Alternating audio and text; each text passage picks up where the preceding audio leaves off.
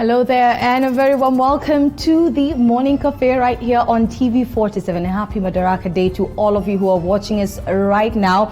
Indeed, a day to celebrate Kenya's independence, and we have a lot lined up for you today, and we'll be talking to a couple of gentlemen just all about Madaraka Day. But first off, I want us to begin by looking at some of the stories making headlines on the dailies. And online via Skype, we have political commentator. This is Gerald Bitok. I don't know if you are with me, Gerald. Good morning. How is your morning, Gerald? How are you? Fine, thanks. Thank you for making time. I know it's a holiday, and you'd probably be sleeping at this time. I need some Madaraka Day packs. Thank you very much. All right. Well, Gerald, I want us to take a look at the Daily Nation. On the front page, basically talking about Madaraka Day, 57 years on. The headline reads, "The Promise of Independence." And basically a quote here from the late Jomo Kenyatta talking about, "We shall build a country where every citizen may develop his talents to the full, restricted only by the larger aim we have of building a fair society." Further to this quote talks about there will be no privileges for any minority I have lost you. And well, talks about equally we shall see that no member of any group undergoes discrimination or oppression at the hands of the majority. That's a quote from the late president. And when you look at that quote, what do you see as a reflection of, the country 57 years later? Do you see a reflection of this particular quote from the late president? I would kindly request you to repeat that again. I lost you. Well, Gerald, I'm talking about a story here that is on the front page of the Daily Nation. And if I can just read for you the quote, it's just basically talking about seeing that no member of any group undergoes discrimination or oppression at the hands of the majority. Would you say this particular quote is a reflection of what the country is at this moment? I even believe it has gotten worse. 57 years down the line, we're still talking about tribal amalgamations. We're still talking about communities that are feeling oppressed or kind of isolated from governance. So I think 57 down the line, the quote still remains a mirage. And I don't think we've really achieved that, because as we speak, we're still talking about the majority taking their way, the majority having their way, that. So I don't think we've really achieved what that quote envisioned. It's still a vision for us. As much as we've made the strides we've made, I don't think we've really reached there. There's also, well, touching a bit on what you're talking about, Gerald, further to this story on page 2, the headline further reads, "The Promise of Independence Still Elusive 57 years later." Further to this story, Gerald talks about building a country where every citizen may develop his talents to the full, restricted only by the larger aim. Well, your network is very unstable, or is it my network? You cannot hear me clearly, You're really Gerald. breaking. Hello? You're really breaking, Blair. Oh, I'm breaking up? I'm so sorry about that. Okay. But Please are come you up able again. to hear me now, Gerald? Yes, I can hear you now. Okay.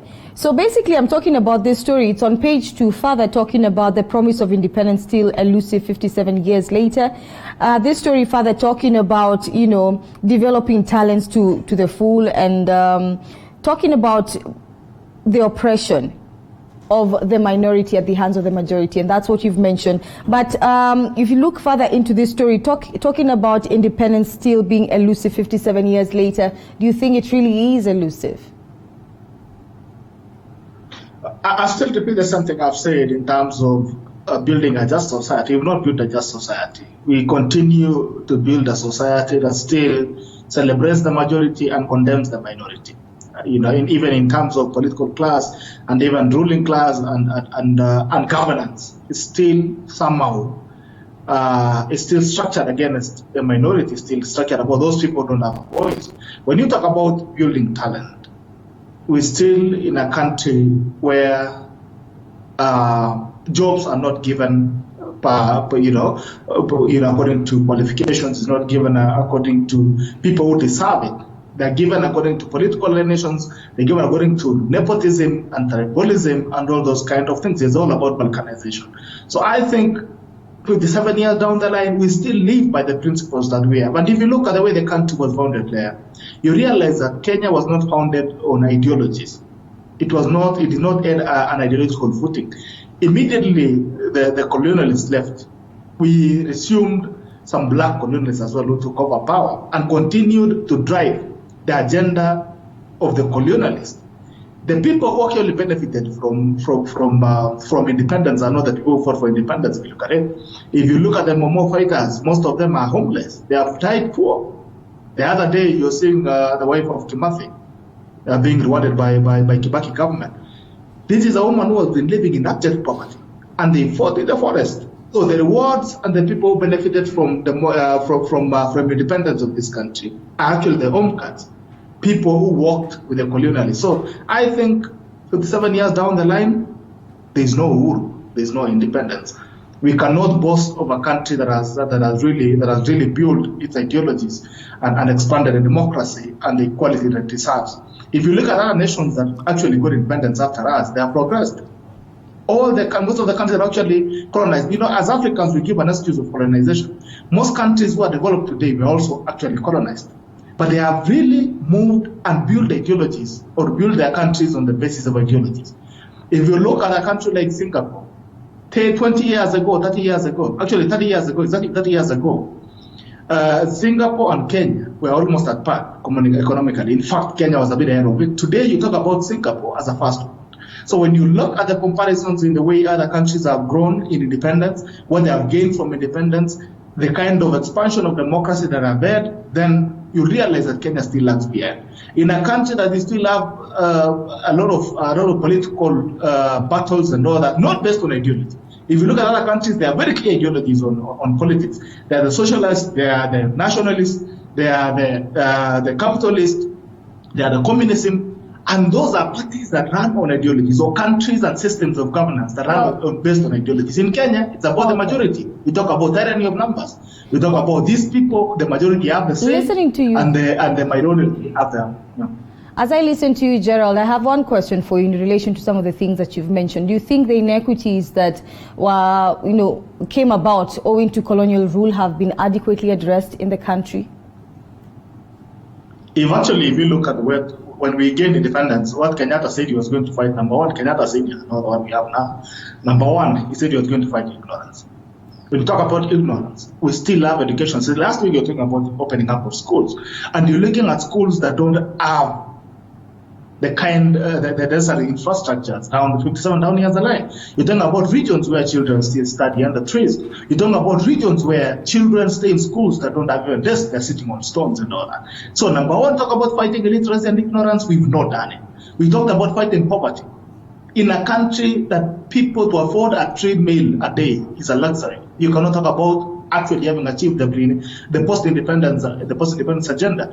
If you talk about economy, the economy is still struggling. We live literally from loans to loans. Even fighting Corona today, we had to take loans from World Bank and IMF. So, it's not the building of an independent nation has not gained momentum from. But don't you think we've made gains? Don't you think we've made gains as a country when you look at regional governments? When you look at gains, we're still fighting the same regional governments today. The county governments have not really gotten their full potential. We still want all the strings from the national government to continue controlling the county government. And I can tell you this clearly, the fact that as a country we cannot allow independence of policies and governance is a clear indication that we have not grown as a democracy. In democracy, you cannot blow from both sides of your mouth. Democracy is democracy. You cannot talk about democracy and continue to exercise the practices and structures of impunity. You cannot do that. You talk about devolution. Devolution has not been empowered as it is. You talk about healthcare. Healthcare was devolved. But when you look at healthcare itself, it's a struggle because they never developed the resources. And we really proposed a very robust proposal and policy proposal that let money follow functions. You cannot just talk about devolution as a word without giving out resources. We still struggle with that. If we had empowered devolution, if we had given governments a free hand to operate and actually be accountable, we'll be talking about a different thing. But the politics of the day is still influencing the running of devolution and democracy in those devolved units. So there, of course, we made, I would not want to lie that we've not made progress, we've made progress. But I realize that the more things change, the more they remain the same. If you look at what you're struggling with today politically, we are struggling with it in 1965. We are talking about parties behaving with impunity. The same thing that you're talking about today. If you look at what Jubilee is doing today, Jubilee last week actually split the office of the deputy party leader into three. In 1965, Kenyatta Senior was splitting the office of the deputy party leader into 8 to tell Mugingo Odinga. So you realize in the governance and political scene, the more things change, the more they remain the same. The impunity is still deeply ingrained and actually entrenched in our All right, system. Gerald. So if you ask me, in all honesty, one thing about democracy and governance is that it evolves without actually consult. It's like an evolution. Evolution does not consult governance. Things change every day. And you realize that as much as we talk about development, we are building roads, we are holding elections, you still talk about the system. When you talk about a democracy is a situation whereby a citizen goes into a ballot and says, I want layer, and they get layer. You cannot talk about democracy and just talk about a system that is there that's supposed to decide for Kenyans. So I think where we sit, or actually where we stand as a country, because we're actually standing, we are not sitting, we don't have the luxury of sitting. We have not progressed as fully comparing to other countries that actually attained independence after us. So when we celebrate the small wins that we've had, there is need for us to criticize the kind of unfairness and injustice and impunity that is entrenched in our system 57 years down. Gerald. Well, let's just take a look at another story. It's a bit related, but on COVID. So still on page 2 of the Daily Nation, talking about celebrations being marred by COVID-19 crisis and turmoil in ruling party. This story is highlighting perhaps what looks like a gloomy situation. Talk about tourism and horticulture, which rely on free movement, have been hit in a manner that makes recovery uncertain. We are celebrating Independence Day, but yet the country looks like it's in a very tight situation, Gerald. And that's actually, because I saw the other day, Norfolk is actually closing. Norfolk has operated for more than 110 years in the country. More than 110 years there. 110 years. This is a company and an institution that is even older than the democracy in this country. We talk about 57 years after independence. This is a business that has been running for the last 110 years, and it is collapsing today. It's being killed and is actually being suffocated under the conditions that we have today. The country and the economy is at a point where even talking about recovery is almost impossible. And that's what I actually ask myself most of the time is, where do these leaders get the luxury and the time to actually politic and talk about politics and BBI and doing this and that at a time when you're talking about the economy that's collapsing literally? Yesterday I actually heard the president speaking in one of the local stations, and he has not given us a very clear roadmap on the recovery of the economy, especially sectors. When you look at the sectors, we need to be specific. If you are addressing tourism, we need to be very specific. How are we planning to actually revive the tourism industry? When you look at the hospitality industry, how are you actually planning to revive all this? So I think where we are today as an economy is that we face more odds than actually pluses. And I'm not seeing any strategic plan from government on how we are going to recover from this. And actually, Leah, to be very honest with you, we were actually planning to recover from this mess and the problem post-COVID. Then we must ensure that we detach politics from the economy. As long as we still have politicians being appointed into economic recovery task forces, we are messed up as a country. If we cannot get experts to sit there who are very impassioned and allocate resources to ensure that we drive this thing, I can tell you, Leah, that 5 months or 7 months down the line, or 1 year down the line, we'll be talking about the economy that is collapsing further. So if you ask me, wanted to know what I think about where the economy is in a very bad place, and I don't see any recovery plans that we have. You'll see more hotels closing up. The most hit are the hotels and the hospitality industry. Yeah. Well, let's just speak a little bit of hope, not all gloom, Gerald.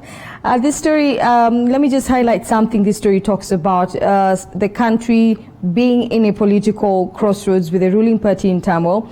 Talk about President Uhuru Kenyatta reading from different scripts with his deputy William Ruto. Some experts feel, as far as this story is concerned, that the executive is thoroughly divided, the legislature as well, the same case, with all the negative impact on the judiciary. Of course, when we look at the fact that we are celebrating independence, but yet we have so many factions, and we almost appear not to have an opposition at this moment, Gerald. Actually, opposition is in government, which is quite interesting. It's the first time you're seeing an opposition that's actually running government. And part of government is now becoming an opposition. When you talk about judiciary, you can remember in 2017, there was a statement of we shall revisit by the president. He said we shall revisit. And it looks like he actually lived up to his promise. He promised that he's going to revisit the operation of judiciary. And it looks like he lived up to that. If you look at judiciary today, judiciary is struggling with funds. I saw the other day, a lot of court cases that are supposed to be had have actually been pushed all the way to November and September. Cases that were running as early as 2017 are being pushed to that end. And it puts you in a place now where you need to wonder, actually, where we really have the independence of institutions that we talk about. Judiciary should be an independent arm of government, as much as executive should be independent. And the legislature as well should be independent. But we are having an executive that still wants to control the business of the legislature and still wants to control the business of judiciary. And we want to talk about, with all those things, you still want to talk about independence or talk about Madaraka. There's no Madaraka, literally. The judiciary is struggling today under the weight of impunity in government, executive impunity. You talk about a government that is in bed with opposition. Today, an opposition leader gives instructions like a government. Opposition leader holds meetings with government ministers and CSs. I mean, the opposition is actually supporting the impunity government. You heard the other day, so Raila Odinga, man, I really have a lot of respect for, defending the misappropriation of funds in Afya House or in Ministry of Health. And you are saying, Nana alikwambia pesa ilipotea kutetea sababu yako. It's very clear that the money that we've taken has been misappropriated or has been used in the wrong things. When you talk about money, 4 million shillings being used, 10 million shillings being used on tea and mandazi, when actually I saw women are cooking for policemen in roadblocks who don't have water, who don't have food to eat. Who are we feeding in the whole saga? So the judiciary is a mess. The opposition is more government than government. The executive is divided. You're talking about a president and this deputy president who are not blowing or speaking from one end. And you ask yourself then, where do we take this country to? And if the president is serious about uniting the country, then we need to see those echelons and arms of government operating in harmony. When you talk about operating in harmony, it does not mean interfering with each other or being intertwined and intertwined. It means letting the judiciary to operate with its independence, letting the legislature to operate with its independence, and actually the government staying in its place. Let's take a look at a story on page 3, Gerald. CBK, the headline reads, CBK and experts split on old MOPAP success. This story basically talking about, as much as we're marking a year after the Central Bank of Kenya ambushed the financial markets with a demonetization process of old 1,000 notes that netted 7.3 billion shillings, Gerald. The question is, has this process achieved its goal? It has not achieved anything. And I remember I said this, that the problem with the policies that we come up with as a country are purely emotional and reactionary. There was a conspiracy that the demonetization strategy was actually supposed to target a few people, to target some people. And after doing it, actually the government did not only fail to meet its targets, but it also lost money. It lost billions of money in a point where they remain with new notes that they don't have to replace with the old notes. There are no old notes of billions of money to replace with them. So the government not only failed to achieve what actually wanted to achieve, but also embarrassed itself. When you talk about what the CBK achieved out of it, if you want to ask them today to outline that when you did this demonetization strategy, how much did you recover from the economy? they actually lost money. When you talk about every gap in terms of the financial, or actually the monetization angle, every shilling that is missing from the market, because an old note right now, when you talk about that was not returned, means it's missing money. When you talk about missing money in the economy, means you have actually backtracked in the way you run the whole thing. You took money out there, but you cannot recover it. And the old note means nobody can use it. So the question is, who actually had this money? And what is the government going to do with the new money that they printed for exchange? You heard the other day when the government said it was going to spend money that they printed to exchange with the old notes, you are not going to spend it on COVID-19. And you ask yourself, that is an economic illegality. It's like printing money to spend. The government is saying it's broke today. Instead of looking at what the economy is, how the economy is operating, you go and print money at De La Rue and you come and spend in the economy. So Gerald, the CBK never achieved this objective. There was no objective. And it was not sober in the way it was brought up. You know, this story, the question I've asked you right now, Gerald, about the success of the whole process, I think if you look at what the story talks about further, the measure of success is based on the little negative impact on the economy and the fact that it is said to have not brought in any unintended consequences as seen in other jurisdictions. And it also is said not to have had the value of the Kenyan shilling. So don't you think perhaps the process was maybe a success, as much as you have very sharp sentiments as far as the success is concerned? I'll still say it didn't really bear the fruits it was supposed to bear. You know, when you even talk about it did not get the unintended consequences. When you interrogate it deeply, even from face value, you realize that we did not gain what we wanted to gain from it. You could talk about a few things like maybe did not devalue the shilling and all those stories and all that. But that is largely dependent on the way the state of the economy, the way it was operating at that time. So if you ask me I'm not a financial expert, but from a layman point of view, I'll tell you that it did not achieve what it was supposed to achieve. That is what it is. It did not achieve what it was supposed to achieve. If you analyze it deeper, then it means you start now justifying it with the way the economy is doing. The question is, what were the outlined targets of achievement? What were the outlined intentions? Did we achieve that? If we did not, then that is enough to say you did not achieve what was supposed to achieve. You cannot argue from a point of a larger economy that is dependent on many other factors. The economy does not run on the monetization. The economy runs on the operations and the trade and exchanges of the economy. So you cannot use to justify that. The bottom line is 1, 2, 3. This is what we wanted to achieve. Did we achieve it or not? We did not. All right. Well, you talk about recovering corrupt money. Did we recover corrupt money? We did not. Gerald, I want us to move on to another story just before we come to a close of this discussion. On page 12, there's a story here, very important, talking about a reprieve from high unga prices as maize from Mexico to ease deficit. Well, it's said that Kenyans should expect a reprieve from an anticipated hike in maize meal prices after the Millers Association said a consignment of maize from Mexico was on the way and will forestall a shortage. Good news for the country, would you say? Doesn't it shock you that we are not facing the same arguments and politics that we faced the last time we had maize from Mexico? This time we are all quiet. Actually, it's being celebrated. Maize from Mexico has been celebrated. You actually call it a reprieve. It's not a reprieve.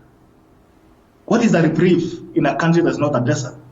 The other time we're receiving donations from the UAE. The UAE is 90% or 99% a desert. It does not plant anything.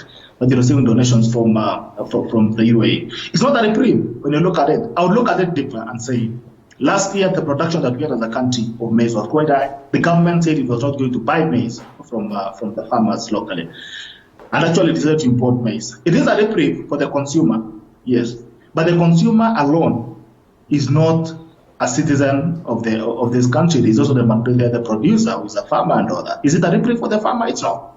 So when you look at it, therefore, it's a reprieve for a consumer who would want to get maize flour cheaply, but it's not a reprieve for a farmer who has not gotten a market for their maize. So the consumers can actually lump up themselves in a tent, in a corner, and celebrate, while the farmers can also go to another corner and cry. Okay. Because it means that the produce is not going to get a market. So if you ask me, it's a reprieve for the consumers, but it is an impunity and unfair treatment to the farmers of this country. All right, Gerald, thank you so much for your time. It's always a pleasure. Very sharp sentiments you have to do on every story. Wow, okay. Very critical. Well, anyway, it's your opinion, but thank you for sharing your opinion and your sentiments about the various stories we've looked at. And we do hope that you enjoy your Madaraka Day. Gerald, I know, actually, I have just remembered that I know that my producer tells me that you'll be coming back later just to look at all matters Madaraka Day. So I know you'll be on, waiting for us to come back to you. But thank you for your time on the newspaper review. All right, thank you so much, Leah.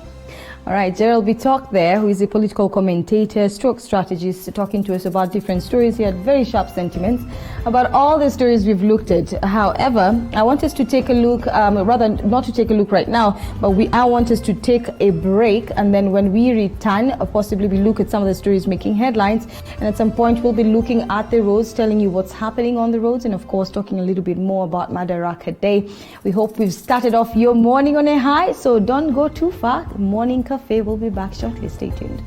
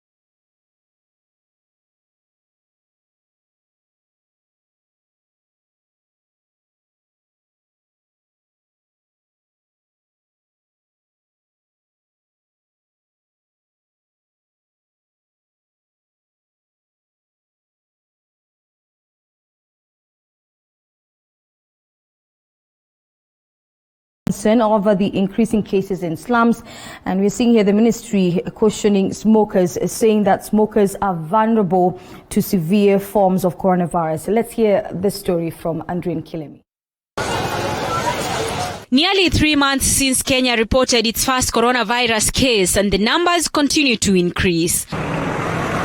Laikipia County being the latest county to register a case of the virus that has so far set foot in 34 counties.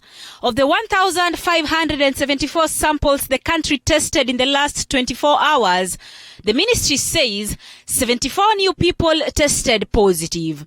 This number of positives is still high, and we must be concerned as a nation. The daily rise demands that we reflect on our attitude and behavior towards the containment measures. Nairobi County bearing the brunt of the latest cases. The capital recorded 35 new cases, with Lang'ata recording 19 cases. Embakasi East and Central each registered 3 cases. Dagoretti North, Westlands, Embakasi South accounting for 2 cases each. Kasarani, Kamukunji and Starehe recorded a case each. The coastal county of Mombasa, Mvita recorded 11 cases, Kisauni 4 cases, Nyali with 3 cases, Jomvu and Changamwe registered a case each. Other counties that reported COVID-19 cases are Busia, Kiambu, Kwale, Kajiado, Uasin Gishu, Laikipia and Taita Taveta. The Health Ministry raising concerns over the spread of the virus, saying they are working with authorities to combat the spread of the virus behind bars. If the curve rises exponentially, it will certainly undermine whatever initiatives the government has put in place to revamp the economy. Fellow Kenyans, I want to remind us all that the behavior of the infection curve, the trajectory that this curve will take, is totally dependent on our behavior as a people. Each of us has a role to play. Adopting responsible social behaviors to break the transmission chain of the virus is of vital importance. We must therefore continue to strictly observe the containment measures and obey the advisories issued by the government from time to time. Of the 74 cases reported, 55 were male, while 19 were females. The people who tested positive were between the ages of 3 and 79. 14 more people have recovered from the virus, taking the total recovery toll to 474. Andrin Kilemi for TV 47. We want to another story here. Angles continue to escalate within Ford Kenya party, and the latest being an ouster of Moses Wetangula as party leader. The Bungoma senator has, however, dismissed as hot air the announcement made by a section of party leaders that he had dismissed from the top post. Wetangula has instead dismissed party officials. Let's hear from Lydia Gashomo. Let them face the delegates. If they are men enough, let them face the reality. It is a day that had its fair share of drama at Ford Kenya Party, with a section of its national executive members declaring changes in the party's leadership. Bungoma Senator Moses Wetangula was ousted by the party and replaced by Wafula Wamunyinyi of Kandui constituency. The party leader, Honorable Moses Masika Wetangula, is hereby dismissed from the position of party leader on account of gross misconduct, moral impropriety, and violation of the party constitution. 2, that the Honorable Wafula Wamunyinyi shall assume the office and functions of the party leader on an interim basis. 2 hours later, at the party headquarters, Wetangula fought back, declaring the changes null and void.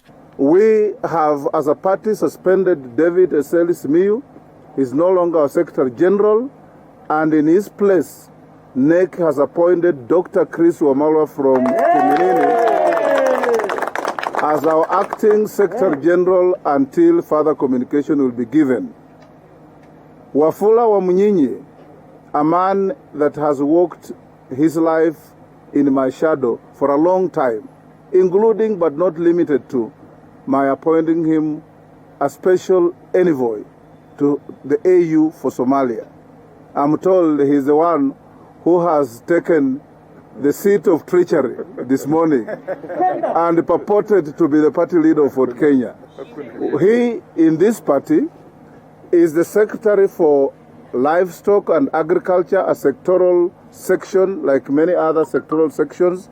We have forthwith suspended him, and in his place, we have appointed in acting capacity Mheshimiwa Vincent Kemosi Mogaka of West Mugirango. The section of party leaders who dismissed Moses Wetangula says the changes were due to party's lack of national outlook. You may be aware the influence of our party has been waning.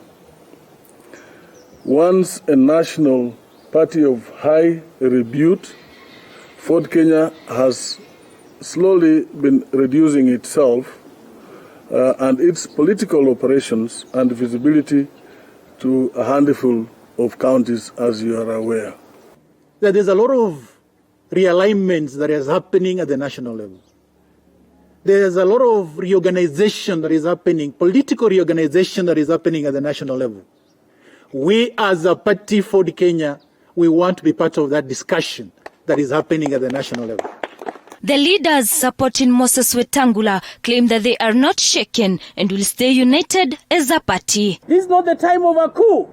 And I want you to welcome everyone on this party leader.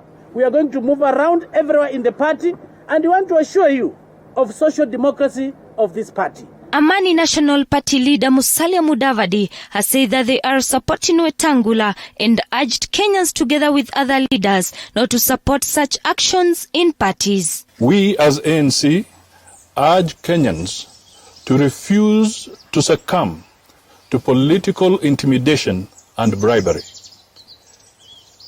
In the end, evil will consume itself in its own fires.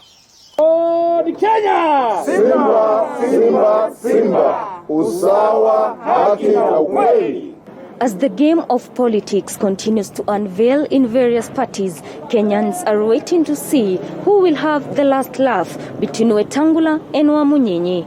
Lydia Gashomo, TV47, Nairobi. A bit of a correction there as we introduced our story. The ouster of Moses Wetangula's party leader was an announcement made by a section of party leaders that had dismissed him from the top post, or rather had him dismissed from the top post. I want us to move on to another story here. It is a coalition that brought together the Orange Democratic Movement, Wiper Party, Ford Kenya, Amani National Congress to form a formidable coalition to then outsuit the ruling Jubilee Party. Well, that did not happen. And if you fast forward to now, it's heads each seeking either a post-election agreement or an alternative realignment. Well, which way for NASA? Let's hear from Linda Alela. As the 5th President of the Republic of Kenya. NASA, NASA, NASA, NASA, NASA. The pre-election agreement for revenue sharing in NASA could be key to the distrust and displeasure among the constituent parties. ODM seemingly segregating the rest from the 4.1 billion pot of honey. Registrar of Political Parties Anne Deretu disclosed that the coalition agreement ODM, Wiper, Amani National Congress and Ford Kenya submitted ahead of the 2017 general election did not contain any clause on the sharing of funds from the exchequer. The battle lines were then drawn. ODM was awarded the billions by the Court of Appeal, maintaining that it does not owe Wiper, ANC and Ford Kenya a cent. After ODM leader Raila Odinga shook hands with President Uhuru Kenyatta, key NASA coalition members said the coalition chief did not consult them. Mimi nikapiga Kalonzo simu kabla tujatangaza. Simu yake ilikuwa mteja. The parties have since held their affairs parallel, with talks of possible mergers with other parties away from the coalition. The National Super Alliance Thursday held a parliamentary group meeting, displaying errant members singled out for defying the coalition's leadership and its agenda in the bicameral parliament. The ousted members included Ford Kenya's Chris Wamalwa, who was de-whipped from the position of National Assembly Deputy Whip. In the words of Suna East Member of Parliament Junet Mohammed, the HEAT members will now remain politically isolated for at least 6 months until the party decides otherwise. So these members have been de-whipped completely. They will not sit in any committee. They have to go through disciplinary action if they are to come back. Amani Coalition leader and NASA principal Musalia Mudavadi, however, castigated the move as misplaced and uncalled for. Jambo la kwanza la kushangaza ni kwamba ni kwa nini ODM inajifanya prefect wa kujaribu kusema watatoa nidhamu ama uamuzi wa nidhamu kwa wanachama wa ANC. Mimi sikubaliane na msimamo kama huo. Mudavadi acknowledges that indeed there is trouble within NASA coalition, but they are still legally bound. He argues that no party within is allowed to discipline a member of the other. Na mimi narudia, na nimerudia mara nyingi. Hakuna chama tanzi hata kimoja cha NASA ambacho kimeandika barua kujiondoa kwa NASA. NASA's move follows a similar purge in Jubilee Party, which saw Deputy President William Ruto's foot soldiers de-whipped on their positions after they were accused of being disloyal to the party. The disquiet in the NASA coalition now puts forth the political lifeline of NASA ahead of the 2022 general elections. Linda Alela, TV47. Thank you for that report, Linda. Now, despite the measure to mitigate the spread of COVID-19 in the country, most of street families have been forgotten, yet they are at a great risk of either contracting or spreading the virus, considering that they may interact with many people in the streets. And as our reporter Calvin Chito found out, that more than 3,000 members of street families in Eldoret town are yet to be considered for mass testing, despite the risk they pose. This is where they call home. It is cut off from the normal world. Both Meting Zenga, an 18-year-old mother of one, and John Njoroge, a 26-year-old, are members of the increasing number of street families in Eldoret. They know little about the deadly coronavirus. Sasa sisi ni marafiki, tunakaa pamoja. Sasa tutajuaje kama tuko na konora? Tujui konora ni ugonjwa gani, tunasikia tu jina konora, tikukohoa na joto. Jina ya meaning yake, maana yake ni nini? Wengi wetu sasa hapa tuna sweat sana. Tunatoka jasho sana. Sasa hatujui ni ugonjwa gani. Since the outbreak of COVID-19 that has affected the socio-economic well-being of many Kenyans, few well-wishers have provided street families with surgical masks and other donations like foodstuff. Government should consider the street families, one in terms of maybe ensuring that they put in place public health officers or the public health departments in each of the counties just to come and do the screening. They interact with many people in their day-to-day life, moving from one street to the other. The few who have been privileged to get masks use them for more than a week due to the scarcity of what has now become a scarce commodity. Sasa hii ndio sijui kama mtu mwenye iko na hiyo corona ndio iko nayo, na hiyo nimeiokota, sijui kama mwenye iko na hiyo corona. Hakuna hizo sanitizers, hakuna nini, unaona kupara kama hiyo mali ya kuogea mikono. Kienda saa zingine wanatubagua, kienda kunawa mkono wanasema utachafua ndoo ya mtu. Mask ni kama kuna mwenye alitudonate ya mask pale kwa kiwanja. Hiyo mask unakaa nayo kwa hata inakata, wengine wanakaa mwezi moja, wengine ni isununa mask zao pengine mingi ni chafu. Many doctors at Moi Teaching and Referral Hospital and from Uasin Gishu health facilities specialized in respiratory infections could not comment on whether sniffing of glue makes them vulnerable to coronavirus or not, because no research has ever been done to ascertain the effects of glue to the system. Calvin Chitwa, TV47, Uasin Gishu County.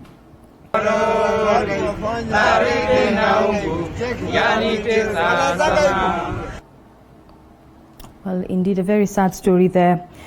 Now, moving on, when a leather industry was constructed in Bune Town, Wajir County a decade ago, residents were optimistic of employment opportunities and economic benefits.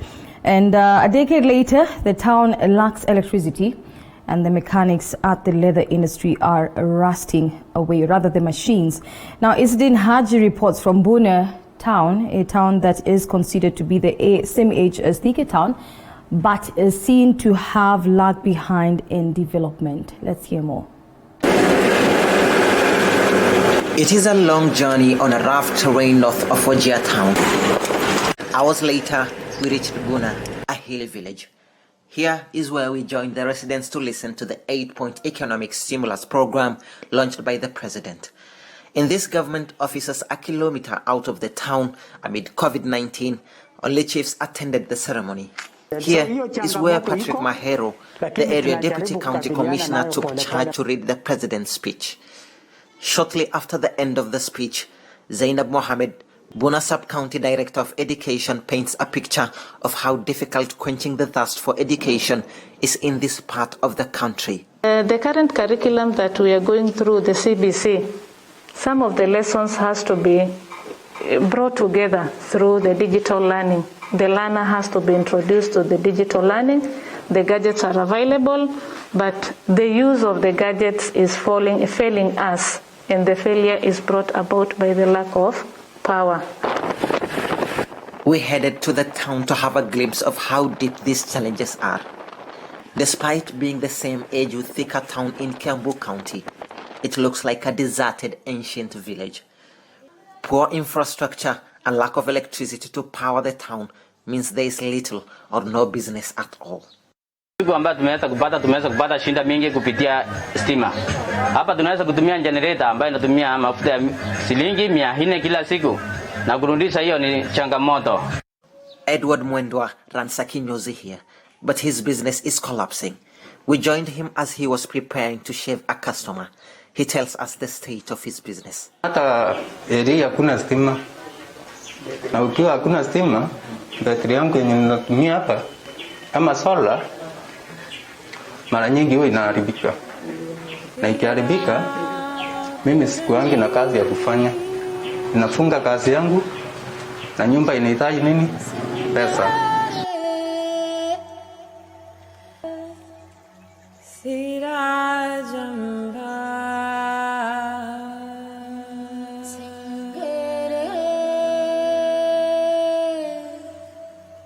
The hospital, schools and the police station in Buna are in darkness.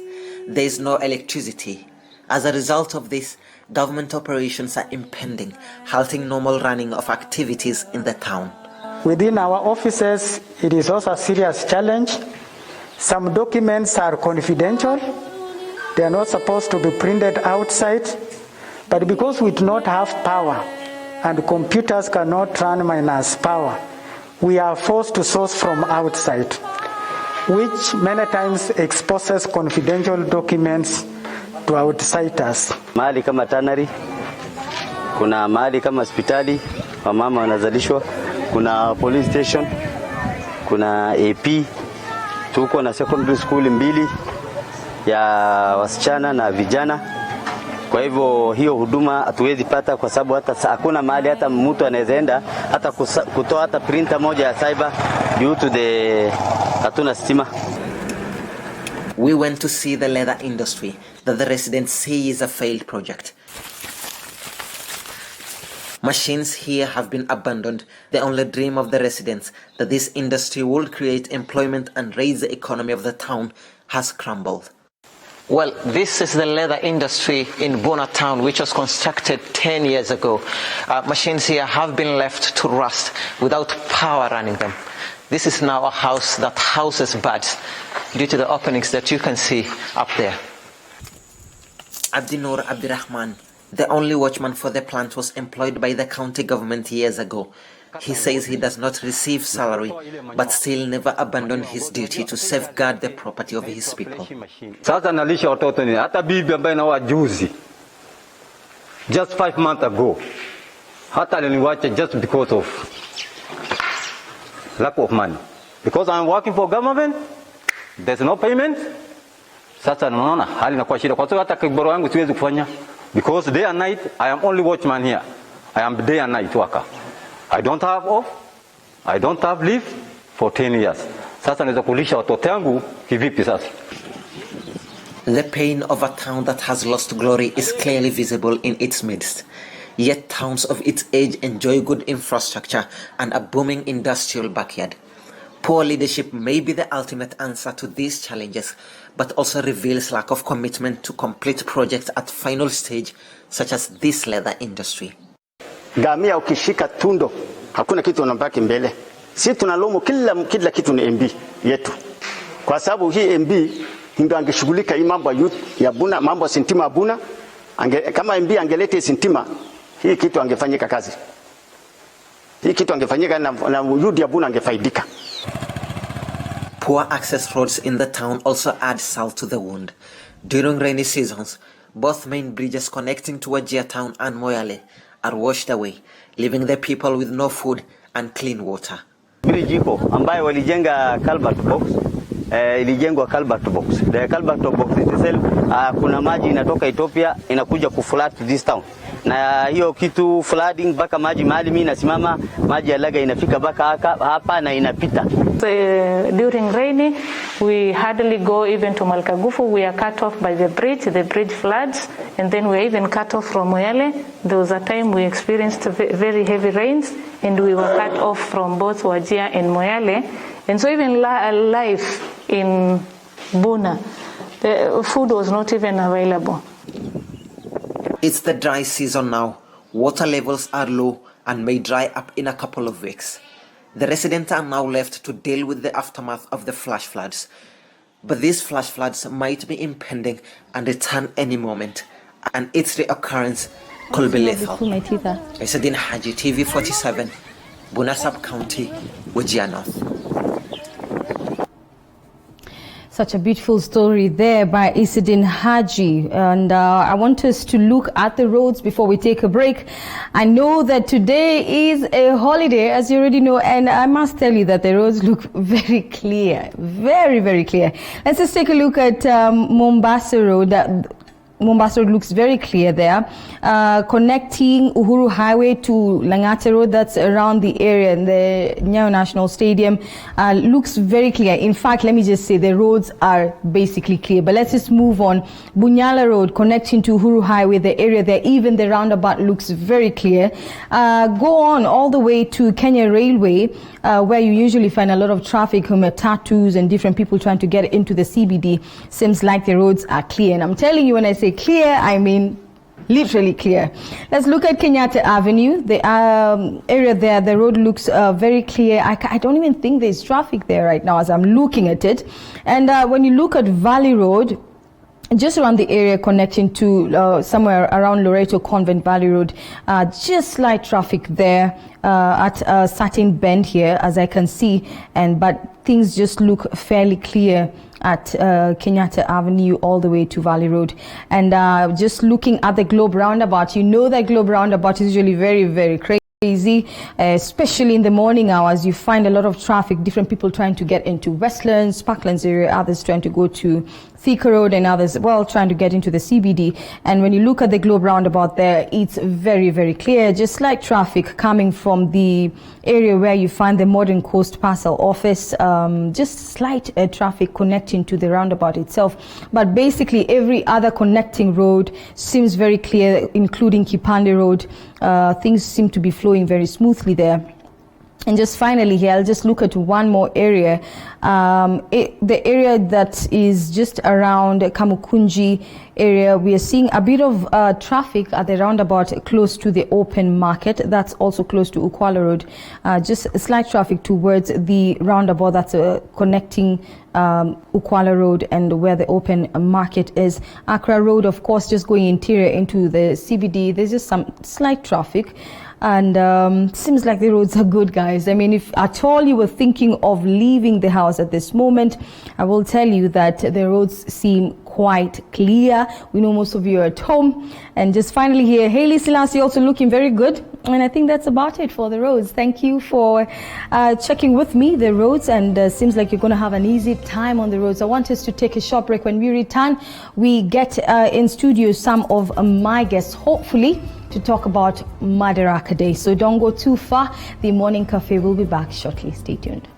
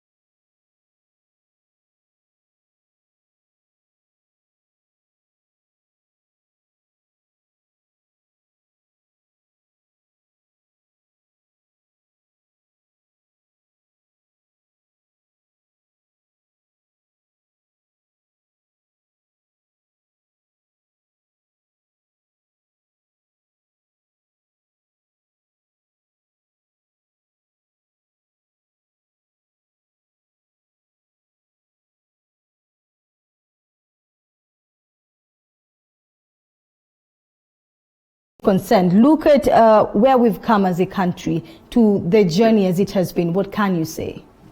Sure. Thank you so much, Leah, and good to see you that you're keeping safe amid COVID-19. Well, as you have rightly put it, actually I'm a good student of history, and today we're celebrating a day when Kenya attained full independence. I think we got it in 1963, sorry. But again, we became a republic in 1964. So I want to just highlight that in bold. I think this is a day when most Kenyans are not even aware that it's existing today, because Corona has actually mixed up things here. People are actually telling me that they sometimes wake up and they don't know exactly which is the day of the week. Sometimes you wake up, you think it's on Monday, kumbe it's on Thursday, and so on and so on. So COVID-19 has really mixed up things here. But again, I think we need to take stock of what we have achieved as a nation, other than actually just celebrating the day just blindly. And this being one of the unique, ways of celebrating Madaraka Day, I think today is a unique day in the sense that it's a virtual one of its kind, one of the first in history, when Kenyans are not going to gather in groups or in crowds as they normally do. But again, we are also seeing the military also parading or doing their thing. And someone was asking if the military are also, parading themselves as they normally do. Why are they really observing social distance? Mm-hmm. So that's also another big question. Mm-hmm. And again, those who are going to State House, how careful are they? How social distance are they observing the principle? Mm-hmm. Well, these are big questions that we have to interrogate today there. I think something you've mentioned there, Brian, talk about the fact that COVID-19 has disrupted normal operations as far as celebrating Madaraka Day is concerned. Let's just take a look at what to expect. I know some of the things that we have had from the government is that we will see the Kenya Defence Forces stage a show at the Nyayo National Stadium and culminate hopefully in the live address of President Uhuru Kenyatta from State House. I mean, look at how things are going to happen this time round. Everything is going to be virtual. Sure. Yeah, everything is going to be virtual, save for some few dignitaries who are going to grace the occasion in State House. I think those are just the core government team members. But the majority of us who are used to going there and maybe having lunch at the late of the day, today is a bad day for us. So we have to follow proceedings through WhatsApp, through social media, televisions, and so on and so on. And State House has actually assured Kenyans that all is going to be seamless. Everything is going to just go as per the plan that they have actually organized. And there's no cause to worry because everything will be coming live and direct as usual. For those who normally don't grace the occasion physically, it's not going to make much difference. But those who are used to going there physically, it has to make some difference. But again, I think today it's a day of reflection because we have come of age as a nation. Of course, I always do believe that there are those who always are good in critiquing the government of the day, always negatively. But I always remind people to take stock of where we are coming from and where we are as of today. Of course, where we are today is not where we were yesterday. The country has come of age in terms of infrastructure, in terms of economy, in terms of political growth, and in terms of even expanded democratic space that we are enjoying as a country. And to me, I think I always take a lot of pride in celebrating a day such as this one because we really, really have come a long way as a country. All right, I want us to look at something here. I know earlier on we were having a conversation with another gentleman who's just within the area you're in, analyzing the state of the nation and whatnot. He spoke very, passionately about matters democracy, looking at what is happening in the political outfits across the country, and then looking at the fact that we are celebrating independence. Talk about unity to advance the development of the nation. Is that really evident right now, even as we celebrate independence? It is there because prior to multi-party democracy in the 90s, before 90s, we attained multi-party democracy in 1992. And remember, before those days, actually, our democratic space was very narrow. We could not express ourselves the way we are doing today. We could not, gather the way we have, we could not express and even express those fundamental freedoms which are enclaved in our Constitution under Bill of Rights under Chapter 4 of the Constitution. But today we have a very progressive Constitution layer which gives us all those fundamental expanded spaces that we can express ourselves, we can critique the government of the day, we can actually punch some holes in terms of the decisions that they do, we can actually criticize the policies that the government do, and these liberties are all given by the Constitution that we have really fought for. So today actually marks a very, very fundamental day for us as a country, because we have to sit down and take stock, look at the gains that we have made as a country, and see the civil liberties that Kenyans are enjoying today. Look, when you look at, prior during the KANU's era, when it was just a one-party, state, although we were unitary as a country, but you can see that the freedoms that Kenyans are enjoying today, coming with expanded democratic, benefits. To me, I think this country need to just take stock and say that we have really come of age, and we need to be proud of that as a country, deeply enrooted in our patriotic sense as a country and the citizens of this country. Brian, as far back as 1952, we were talking about disputes, or rather, they at that time, because I was not born that time, but they were talking about land being a leading factor to the Mau Mau rebellion by the Kikuyu people. And yes. This is basically what history talks about. But when you look at the issues of land in the country dating back to 1952, what would you say is the current status as far as recovering public land is concerned? And of course, all wrangles that pertain, the issues on land in the country. Yeah, thanks for touching on this topic, because it has been a big disease in this country, huge disease, of course. Because land grabbing, somebody used to call it land grabiosis, a disease that actually came in advent of independence in the moment we attained independence in 1963. I think that disease inflicted into Kenyan, veins, and I think it's such a highly deep-rooted sort of phenomenon. But again, I think it is one of the, what we normally call as historical injustice that has never been resolved because of our nature of land ownership tenure. When you go to countries such as Ethiopia, when you go to countries such as Tanzania, land is owned by the state. In Kenya, land is owned by individuals. And this, I think, changed the whole perspective of land ownership in terms of wrangles, because everybody has to fight to have maybe a piece of an inch of land, which has such a huge value attached to it. But again, there was also a bill in Parliament which was actually being tabled to ensure that land indexing is actually done, where a valuation of land is actually, determined by certain factors which are actually included in that particular bill. And this would have actually devalued some of the land the way it has been. Although we always say that land value is always dictated by market trends, demand and supply.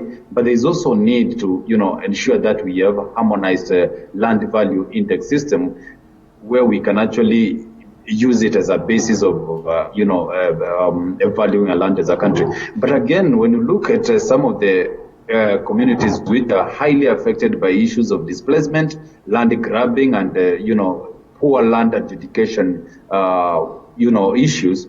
Mostly hit is the central Kenya, of course. You remember that's where the white settlers had occupied most of the land, and when they left, those who took the white settlers who had taken the land of the people, once they left, it was never returned back to the people, the same people who had been displaced, but it was grabbed by the elites of the country by then. And that's left a lot of, disenfranchised, community, in the sense that they were not able to have land to till, to do agricultural farming, and even for settlements. That's why you see Kikuyus all over spilling over the country. You go to Mpeketoni, Kikuyus are there. You go to Lamu, Kikuyus are there. They have even a member of parliament. You go to Rift Valley, the farthest end, Kikuyus are there. And this was a huge historical injustice to some of those, because listening to you, of course, it dates back all the way to the colonial era. And then you look at the issue of land still being a conversation that we're still having as a country, recovering public land grabbing. I mean, could you say this is an issue we borrowed from the colonialists and we need to address anyway? And, is there a possibility that this might be a thing of the past in the future? I think it's not late to rectify the mess, although when you look at the land that has been grabbed, to trace some of the maps, it requires a bold personality in terms of tough decision making, because heads have to spin. And the extent to which heads have to spin is a big debate, because some of the guys, of course, of late have become untouchables. Land has changed hands, and when you look at the way our law is actually structured in terms of land law and property law, you realize that land, once it has changed hands for long, you realize that there are so many ramifications in terms of displacement, in terms of forceful displacement, and so on and so on. So, in order for this problem to be actually uprooted, there is what we have been agitated for its implementation, and that's the Ndungu report, which actually had come up with the good measures and the good solutions and recommendations to ensure that the problem of land in this country has been addressed fully. There is also the TGRC, which was actually led by one late Bethel Kiplagat. These documents were so good that they were able to highlight and pinpoint directly the land that has been grabbed and the hills that have been actually meted upon the people. And these problems, these recommendations, if so far have not been actually implemented, and this has really caused a lot of problem, because these reports, if you could get just a grasp of a copy of them, you realize that they can actually pinpoint exactly where land was grabbed, when the particular land being belonging to a certain facility or community or even a public land. But you realize that without implementing that, the problem has not been resolved up to today. All right. Well, Brian, let's move away from land. 1957, if I can just get this date right, Africans were allowed to elect legislators, for the first time. And then now we even have the right and, the power to vote for whoever we feel will be able to drive forward our own interests as a country and as individuals towards development and everyone's, benefit at the end of the day. But when we look at this power that we have towards voting for the leaders that we feel can serve us better, do you think as a country we are able to make that decision better? As far as electing the right leaders, as much as this is something we had to struggle for, to be able even to elect a legislator? Yeah, to some extent. To some extent, I do agree that at least we have, these powers actually given to us by the Constitution through what we normally call universal suffrage, where we are given the ability as a people, as a citizen, to exercise that universal suffrage as a fundamental right in the Constitution. And again, going back by the trend when we were not able to exercise the same rights, today we should walk heads high, because at least to some extent we are able to exercise that, right. Look, when you look at some of the positions that we are talking about, especially from the MCA, or the member of parliament, women rep, also a governor, yes, to that level, I can assure you at least, people are exercising their right, and they are indeed electing the same people that they intend to elect.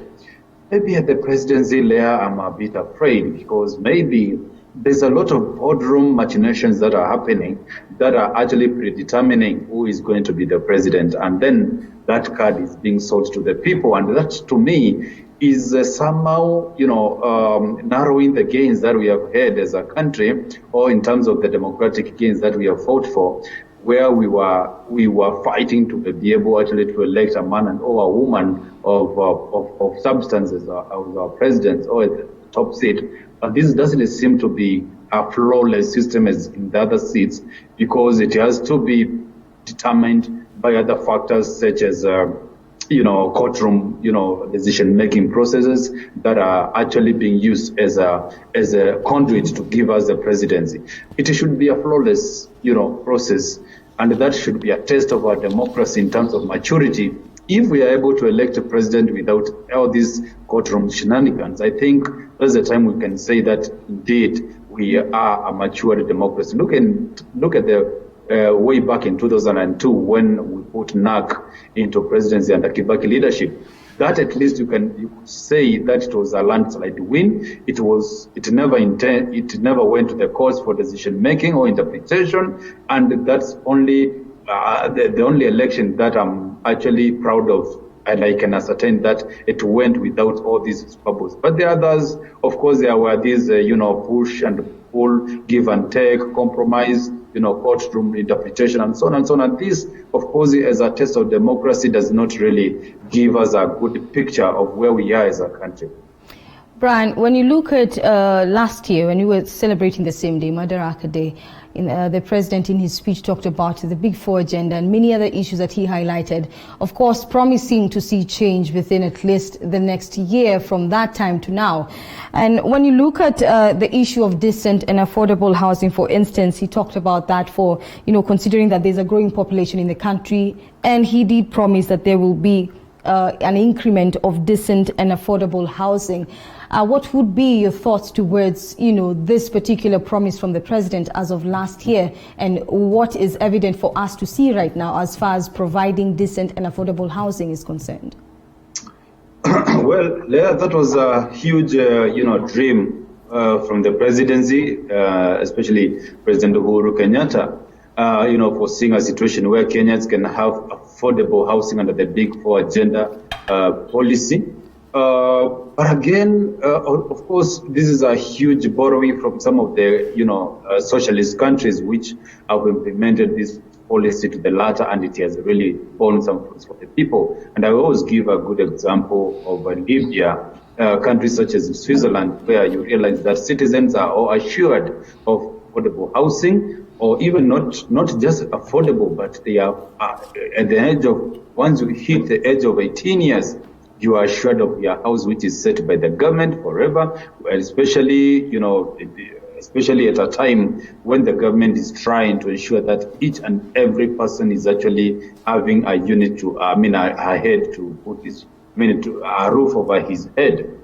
Mm-hmm. And again, when you look at contextualizing this in Kenyan perspective, of course, Kenya being a capitalist state, of course, policy or the whole thought process about each having affordable housing in Kenya, of course, it has to also, run through or weave through all the problems that comes with land ownership, and also the issue of, the cost. When you look at countries such as Ethiopia, where land is owned by the government, or in Tanzania, if the government decides to build, houses and masse for the people, it does not encroach such problems as Kenya would encounter in terms of, land compensation, land adjudications, land ownership issues, and so on and so on. So in Kenya, it's a bit tricky, but the country, and when the president had a good dream of ensuring that is actually done. But again, we also hit a snag, because that's the time that Corona actually, or COVID-19 actually started hitting us, when actually the whole process was being actually, refined. And I think I do not have to blame the presidency for this, because, cash has to be reallocated from one sector to another in the advent of COVID-19. But going forward in terms of universal ownership of housing in Kenya, thanks to the Big Four, is a dream that needs to be kept alive, even if President Uhuru steps out as president in 2022. Do you think this is a dream that will be actualized in the long run, considering how many things we're grappling with as a country? The economy is not doing too well. Now we have COVID-19. Talk about health sector not doing too well either. Now we're talking about housing. Big Four agenda, do you think it's achievable, though, when we talk about especially housing? It's achievable. It's achievable in the long run, Leah, because by step, of course, it can be achieved, but it's not going to be quite a flawless process. I'm saying so because of the challenges that I've actually talked about in terms of land ownership issues of compensation, and the government doesn't have its own land. Land belongs to the people, but all the same, I cannot assure you that it is going to be done during President Uhuru's tenure. This is something that needs to be passed on from one, administration to another. When Uhuru, leaves, the next president who is going to be there should take through the mantle and move the whole agenda of universal housing further. And whoever will also be there will also need to take it and also take it further. So this should be a generational, or generational issue that need to be, kept up alive. Because when you look at what we are calling, we never used to think that we can have universal education, in Kenya, primary, free secondary. But today we are enjoying those foods. So even housing, it can be done for me there. Okay. Well, Brian, I want us to take a short break. We'll be back with you. After this short break, we're going to talk about Madaraka Day and the gains we're looking at as a country. And of course, a little bit about the independence and helping everyone understand what we are celebrating today. So, Brian, stay online. Don't go away. Okay, I'm here. All right, that is Brian Mutie, who is a governance and policy expert, just talking to us about Madaraka Day, some of the gains and some of the things we're seeing that have changed in the country since independence. Remember, today we are celebrating Madaraka Day, and of course, it's going to be a different kind of Madaraka Day. If I can just remind you, we commemorate the day because it's a day where we remember Kenya's attainment of internal self-rule, or you can say independence, and this is in 1963. And we do know also, and celebrate this day basically is celebrated as a national holiday in Kenya, and of course on this particular day, June 1st. And fast, by the way, when it falls on a Sunday, just in case you didn't know, the following Monday will become automatically a holiday, and that's something you should know. And if by any chance you've never asked yourself, what does Madaraka Day stand for? Madaraka stands for power. That is in Swahili. It's a word that means power. That's if you translate it from Swahili. Well, let's take a short break. Don't go too far. We'll be back shortly to give you more about today. So stay tuned.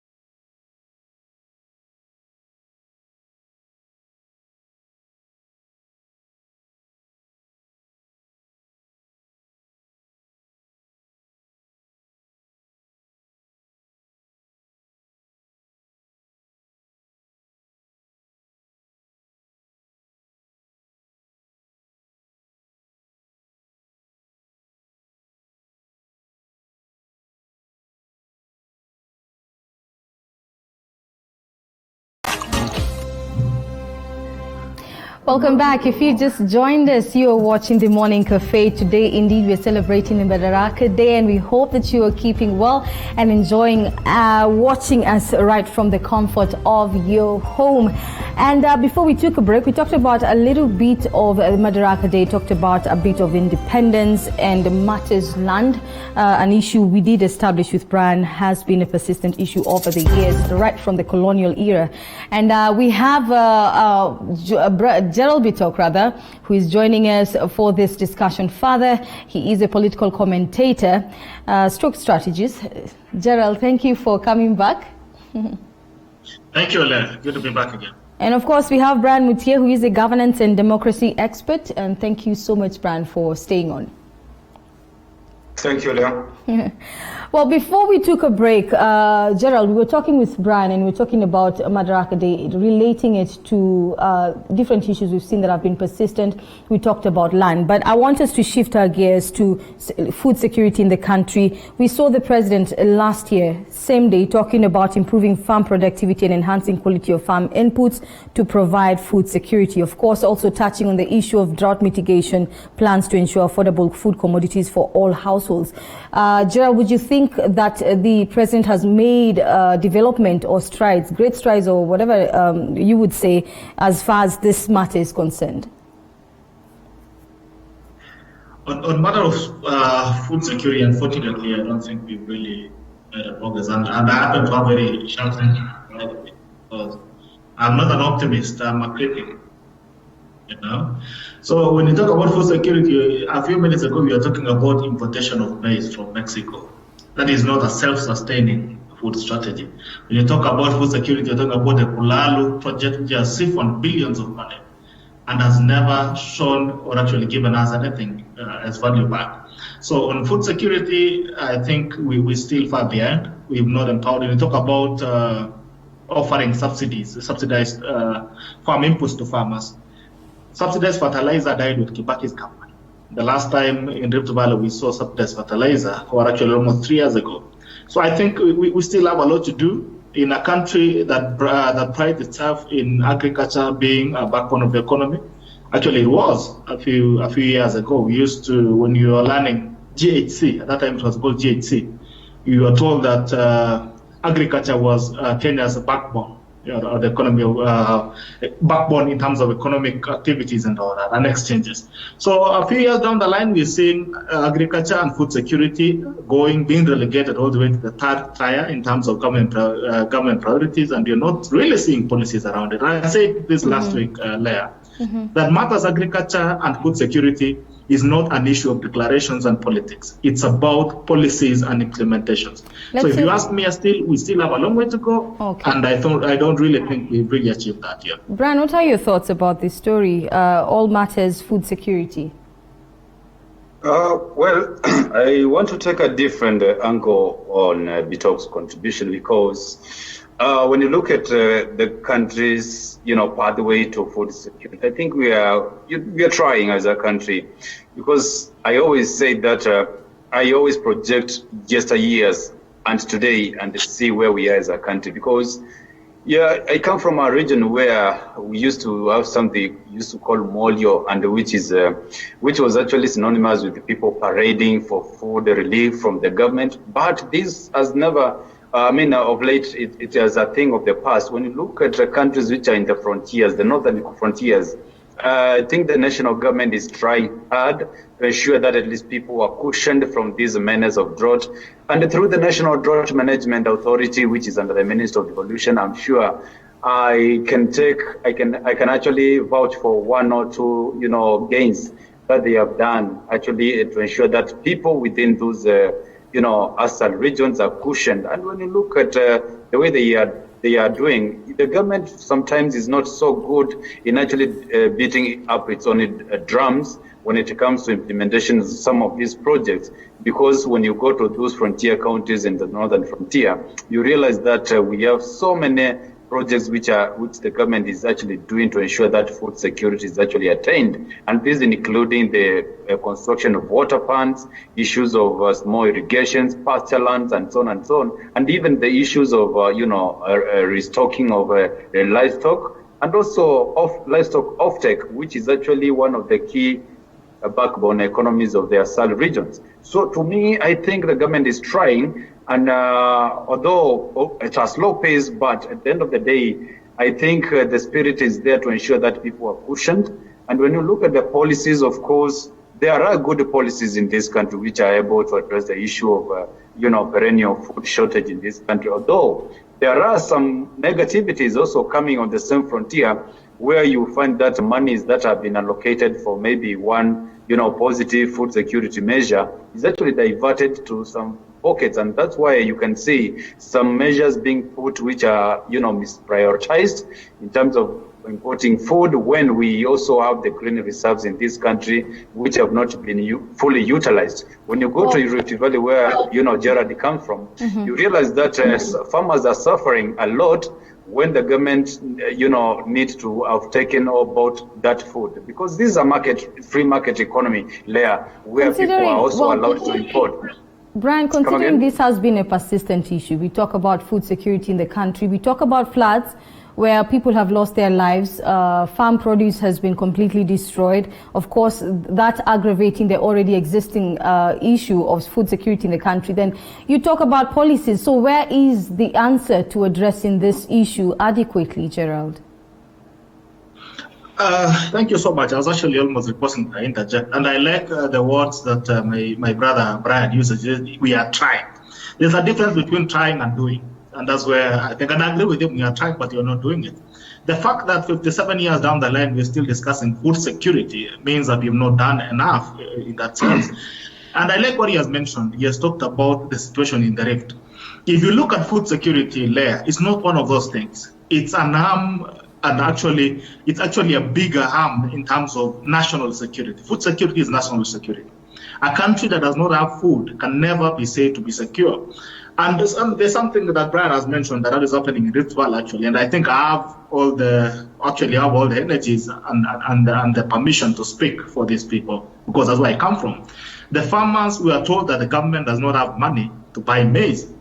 And actually, the grain reserves that my brother Brian is talking about are empty as we speak. So he cannot blow from both sides of his mouth. We cannot talk about food security and empty food reserves at the same point.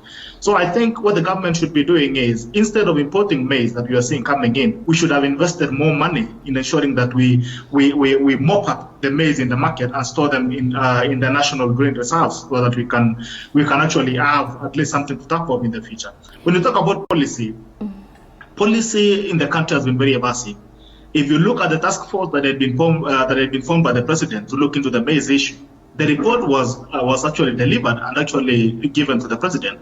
But since that time, we have not seen the president coming out, with that report and telling us that this is the policy frameworks around maize farming and all that.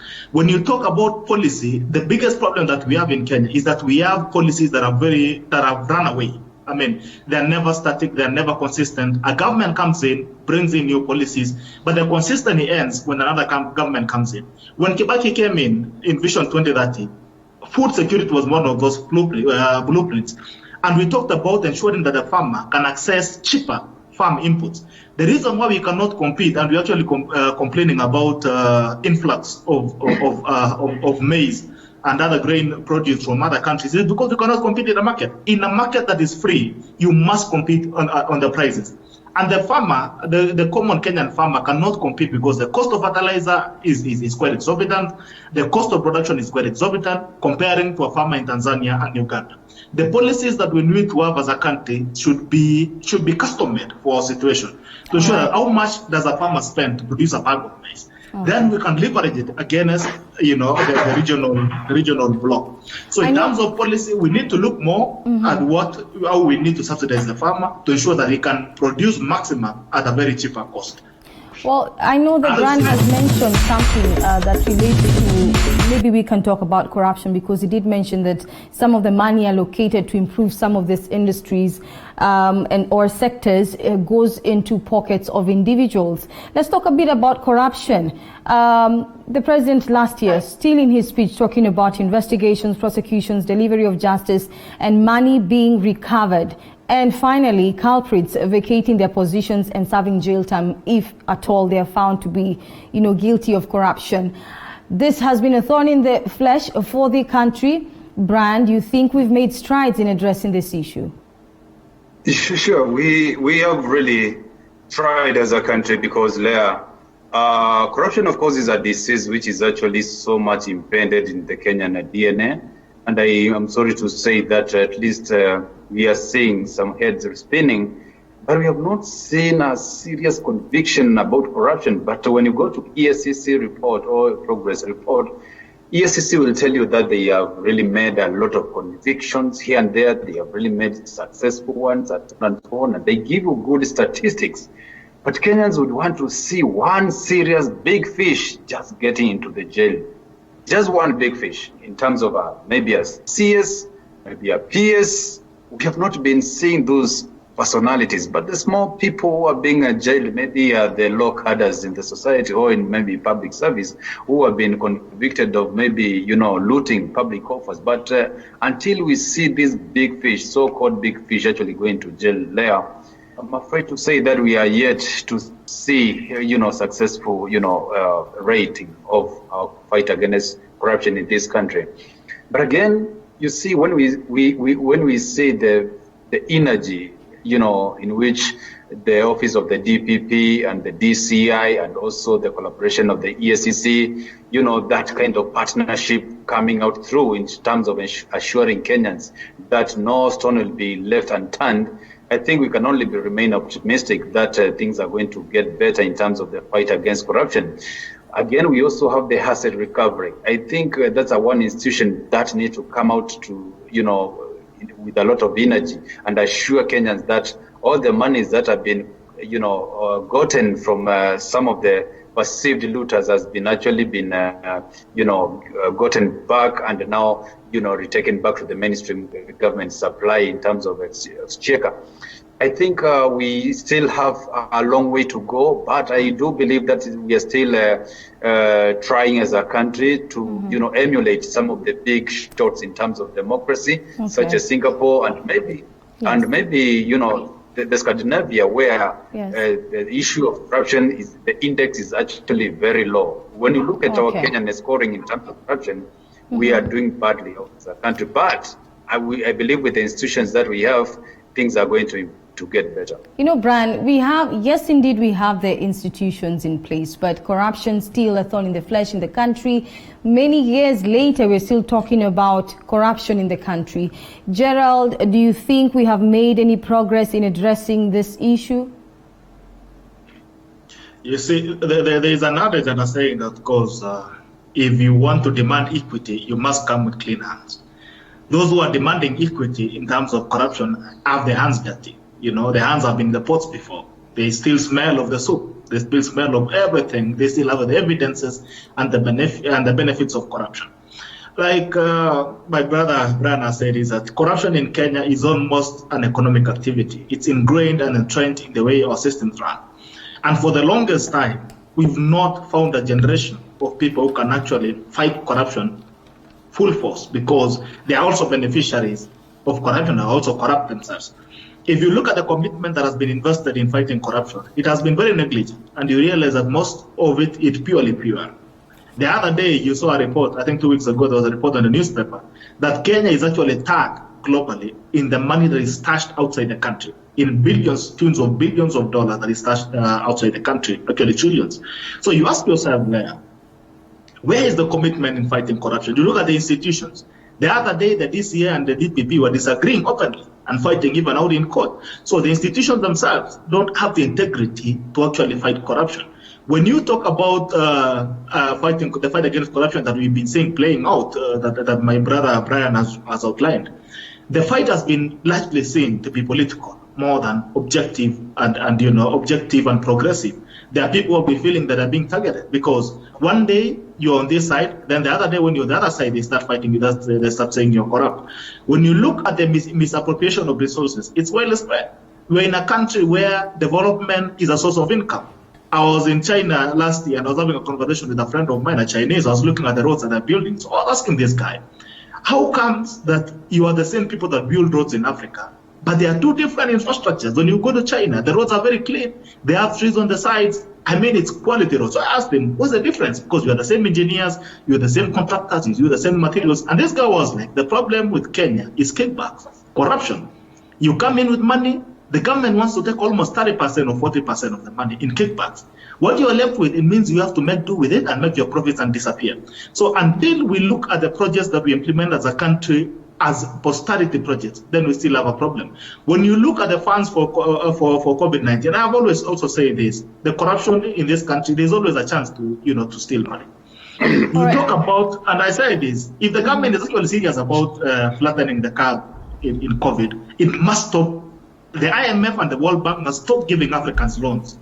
The moment you continue giving Africans loans to fight the disease, they'll make sure the disease stays for the longest time. In fact, from the next 2 months, we'll be hearing about 500 announcements of COVID-19 that we can never account for. So corruption is deeply entrenched, like my friend has said here. And if there comes a day that we'll need to fight corruption, we need sons and daughters like my brother Brian and myself, who don't have a day in the past. We have not inherited anything that.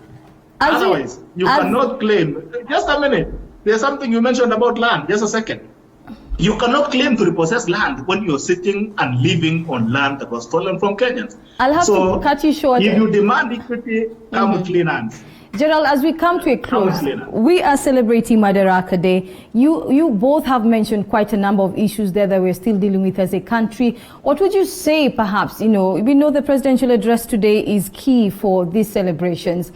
And as we await to hear what he will say today in his address, what would you say the future looks like for the nation in a nutshell, even as we celebrate Madaraka Day? Let's begin with you, Brian, briefly. The future is pregnant, and we are expectant that as a country we are of course going to recover from this COVID-19 menace. The economic growth trajectory will recover. We had a projection of 5.5, 5.6, but today we are talking about a projection of 2.1, 2.2. So somehow it looks bleak, but we do not actually need to lose our focus in terms of ensuring that we do the right thing as a country and ensuring that we tame the cost of corruption as in our heart. But again, some of the expected hits that are supposed to come from the president, he should talk about the economic recovery. Of course, the other day he talked about a stimulus package, economic recovery stimulus package, and appointed a team which is going to steer this economy further.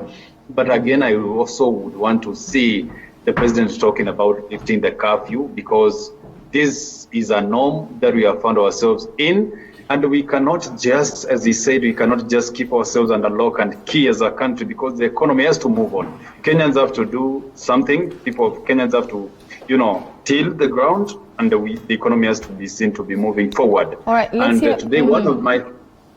Just finish, Brian. Yeah, one of my expected... I do expect the president to announce that news today. Of course, I might be a prophet of doom, because some are saying once we let Kenyans on the streets or lift the curfew, the infection will go high. But I want to give you an example of a country called Sweden, where they did not actually, tolerate this issue of lockdowns and so on and so on. Citizens were let free to walk in the streets and do their normal business, ensure that citizens contract this, virus in masses. And develop the so-called self-defense mechanism. And therefore, you find that the deaths are not as many as in other countries where lockdowns have been done. Let's hear from you, Gerald. Briefly, please. All right. So we talk about what you expect the president to talk about today. It's not new from what we've always had. As to start from fellow Kenyans, then we'll have all the other normal conversations we've always had as a copy-paste.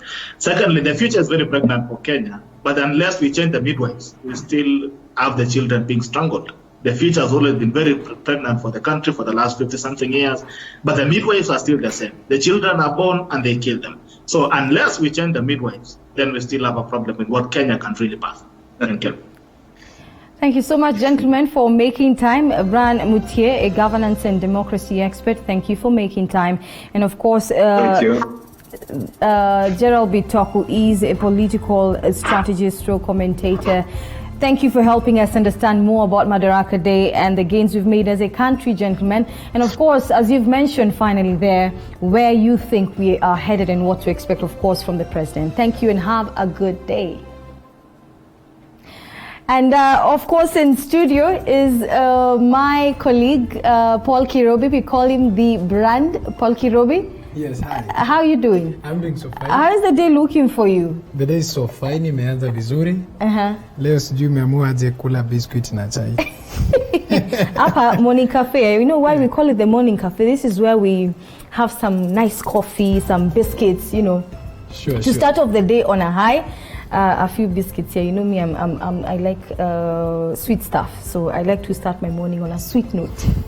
Can I pick one? Well, you can pick one. Have one. Thank you so much. Paul Kirobi, what should we expect from you? I mean, I know we are going into Matukio Nyanjani. Yeah, definitely. What are we looking at?